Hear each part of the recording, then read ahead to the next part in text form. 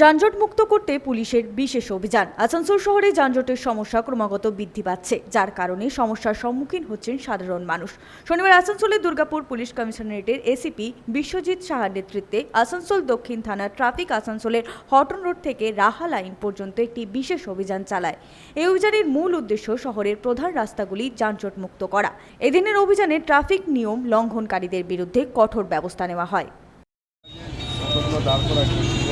দাঁড়ানোর কোনো দরকার নেই, তা সত্ত্বেও তোমরা যেহেতু এখন দাঁড়াচ্ছ, কন্টিনিউ দাঁড়িয়ে আছো, তাহলে তুমি এই যে অটোটা দেখছো না, এই অটোটা এই পাশে রাখবে, যেটা আছে ওই সাইডে কোনো গাড়ি থাকবে না। সঞ্জয় যাদব, 99 নিউজ বাংলা, আসানসোল।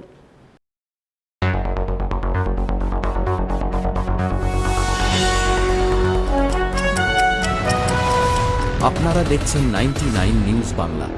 বদলাবো আমরা।